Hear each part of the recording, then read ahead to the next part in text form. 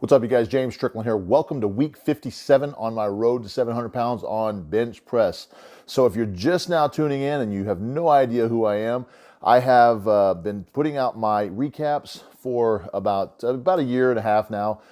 Just kind of randomly putting out some videos about following my training. I am going for a 700 pound raw bench press. I'd love to do it at below 300 pounds body weight. That would put me at the lightest person to ever do it. I'm definitely one of the lightest, if not the lightest, to ever attempt it. But I have done a few different meets powerlifting wise leading up to this point, and I have a 2183 raw total.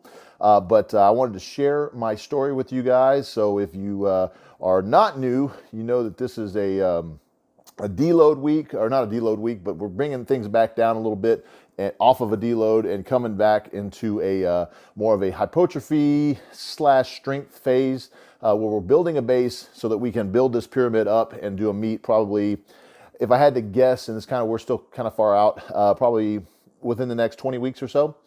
So I'm thinking about changing the kind of the title of the videos instead of it being a consecutive, 50 weeks, because really I haven't been trying for 56 weeks or 57 weeks to do a 700 pound bench press. I've done, a 12-week cycle and then try to meet, and then things either did or didn't happen, and then I started another cycle. So I'm kind of counting those numbers, and consecutively it's been 57 weeks since I started the first video series about my road to 700 pounds, but I've definitely done a lot of things other than just trying to bench during that time. But if you guys are new to the channel and you like it, definitely don't forget to subscribe. We are well above 10,000 subscribers. I think we're right around 10,500. So definitely growing by the day. I'm glad that I can give you guys the information that you guys are looking for. The next few recaps are going to be a little bit short. I'm just going to kind of give you a little bit of info about the training that I'm doing, show you the training, and then get on with it. I'm trying to play a little catch up and get you guys caught up to where I'm at in my training. Definitely feeling a heck of a lot better.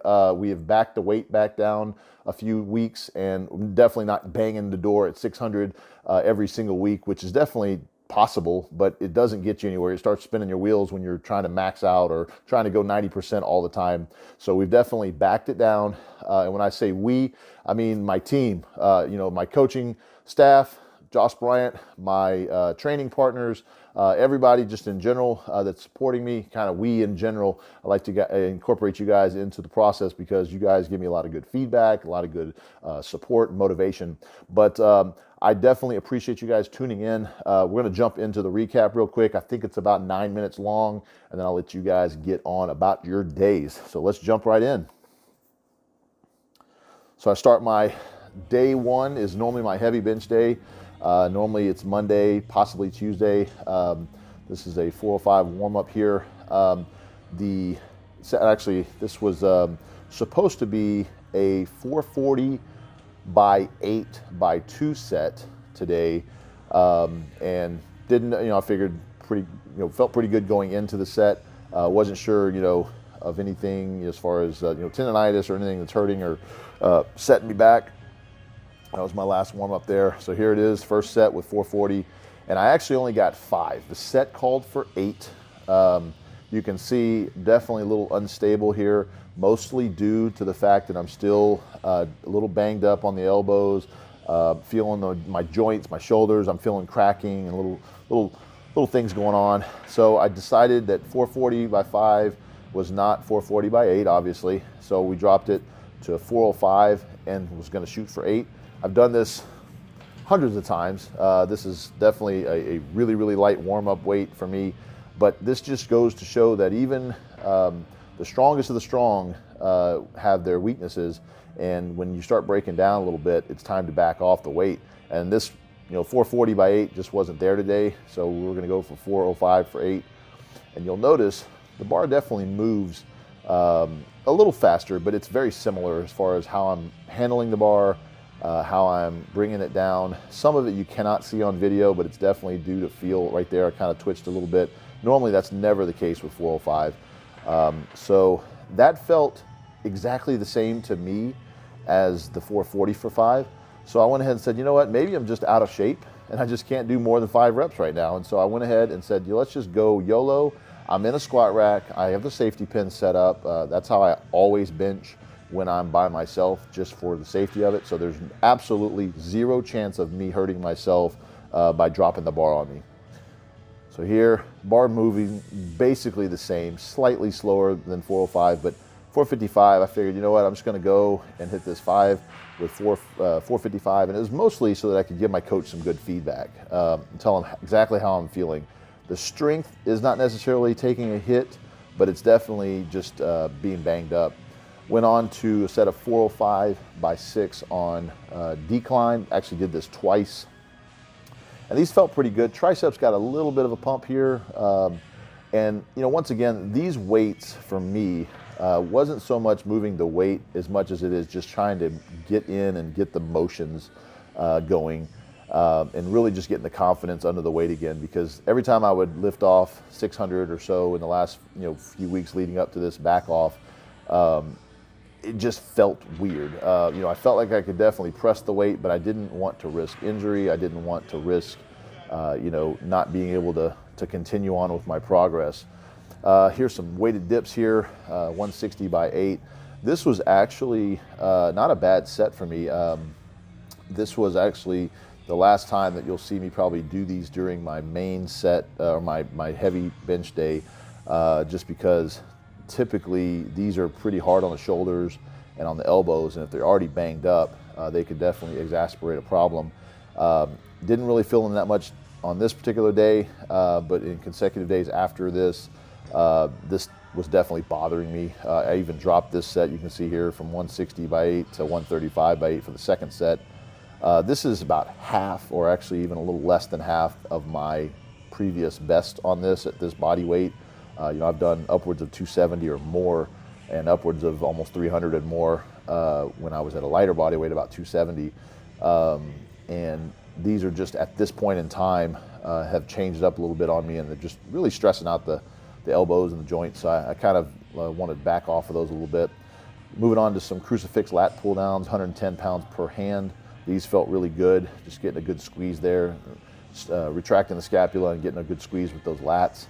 Very good back exercise. My back feels great, so I think back we can definitely start ramping up and really just hammering the back a lot more, because it can definitely take a little bit more of a bang, because there's no joints back there that are being banged up, like my elbows and shoulders and things like that. Moving on to here, some pec work, some pause flies. I like to do them on a bench. You can do them on the floor. There's a lot of different ways you can do flies, cables and things like that. But this gives me a good range of motion. I'm able to get my shoulders down to the sides of the bench and really get a good extension there, full range of motion. When you're doing floor flies, you typically, you're not using a lot of your pec because you're being stopped on the floor. It's neither here nor there, but just for this particular exercise, this is a good one to do for me. We'll probably be moving on to the floor flies a little bit later, just to change it up in the training. But let's see, we got 12 sets of 6 with 130 pounds on overhead tricep rope. This is a really good finisher here for the day. Not quite heavy enough to really feel a solid burn, but after 12 sets, it doesn't need to be super, super heavy. We'll definitely be moving on to probably upwards of 200 on these for the weight as we go forward. But right now we're not really focusing on super, super heavy weight at the time. Like I said, we backed off a little bit just to start building the base up a little bit. Each training cycle that I go for a new meet with bench, especially, we typically start in the 440 by 10 range. The idea of this particular training cycle was to go 440 by 8. Not quite there on this day, so we'll just see what happens next week.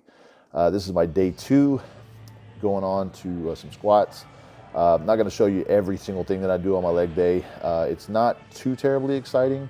This was a warm up here of 585. Moving on, my top set today was going to be just a set of 5 with 585, just to kind of set the tone.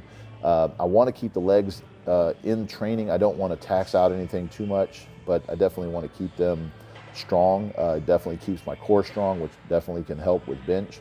My deadlifts is a great back exercise, and of course for legs. And I do plan on competing, or I guess competing would be the right word, performing at the Animal Cage, which is my sponsor Animal Pack, which is at the Columbus Arnold event, and actually, I'm sorry, I misspoke earlier. It's 585 for the warm up, and then backed it down to 545 for a set of 5.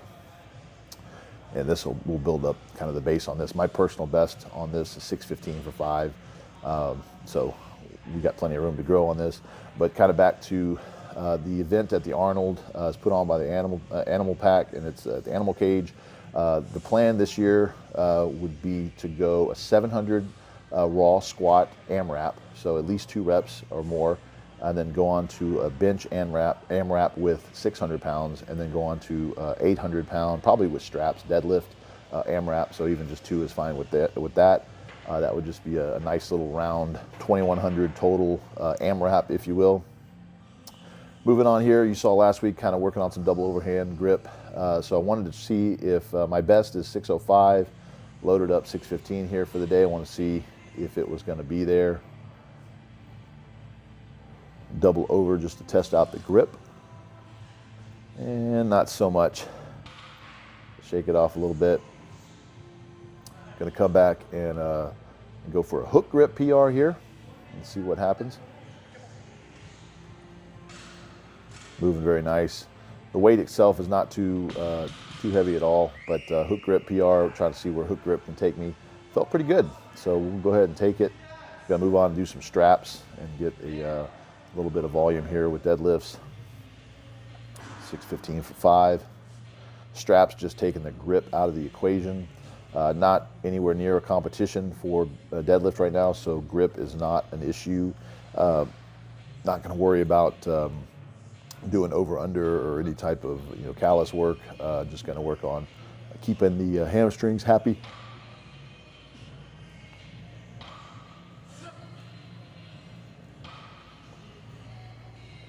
But overall, because my mindset is not full throttle right now with training. Obviously, when I'm in the gym, it's all business.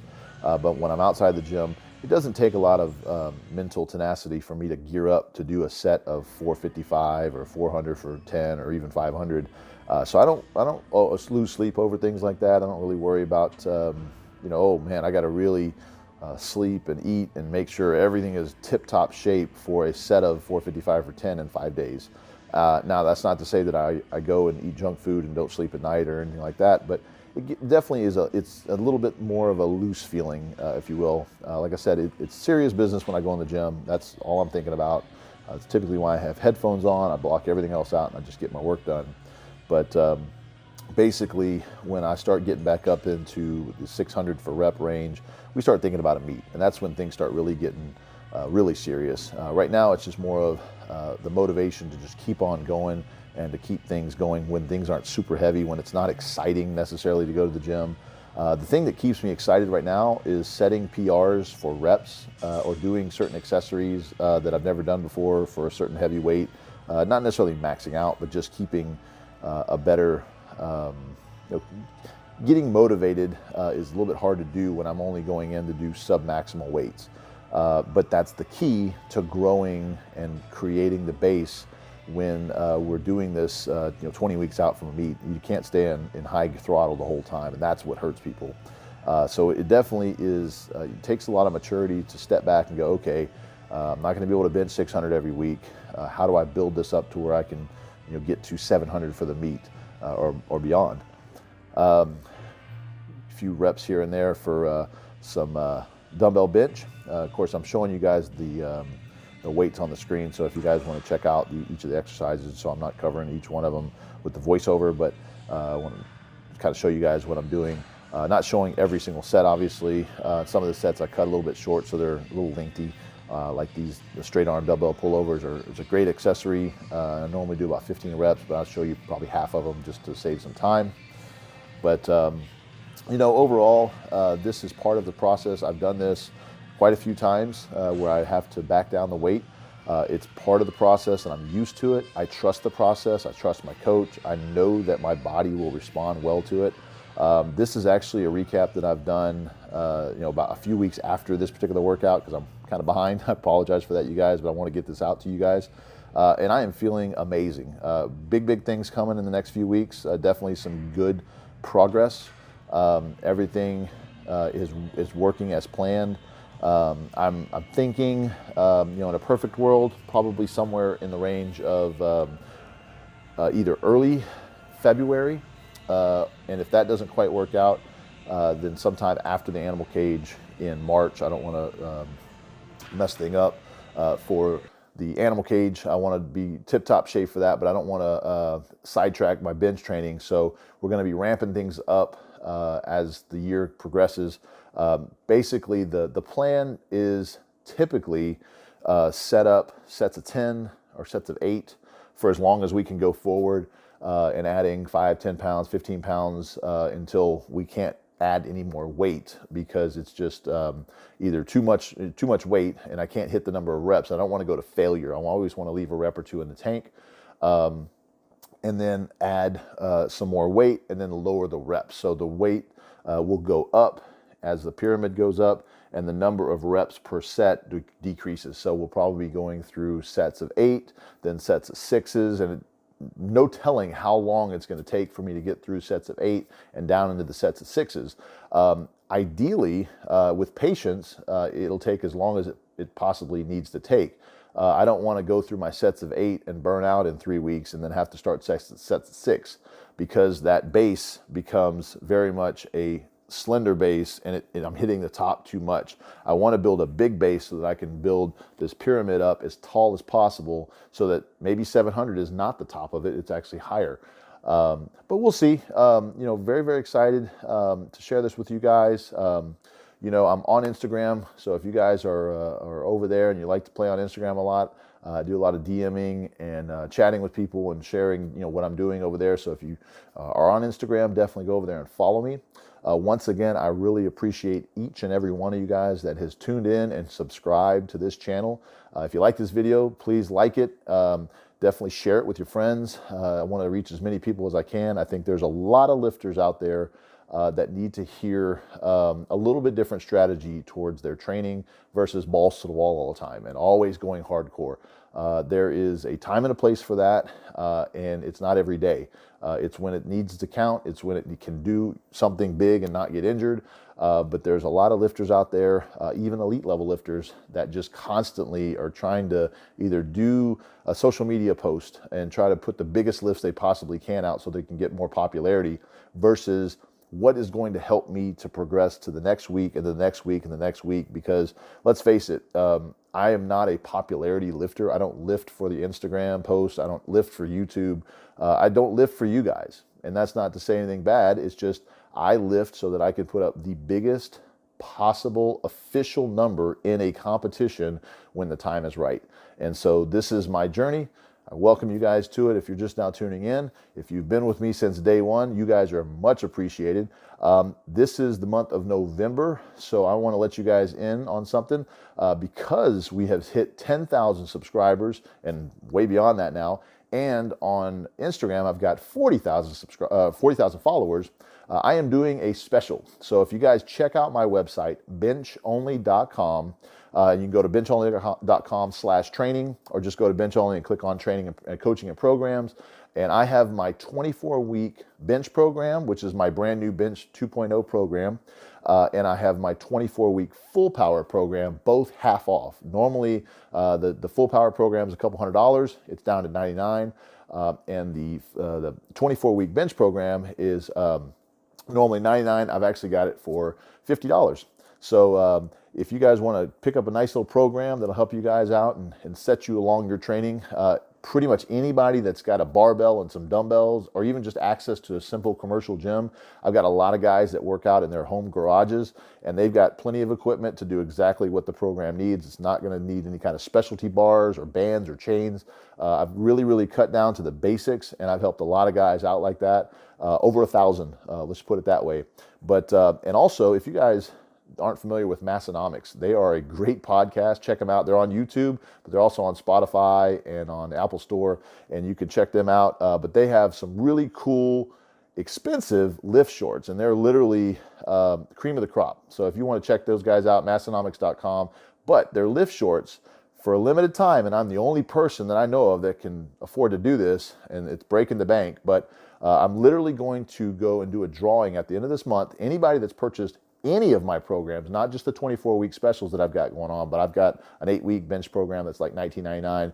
But if you purchase any of my programs during the month of November, I'm going to do a drawing at the end of the month, and somebody's going to win those lift shorts, and Masonov is going to send them to you.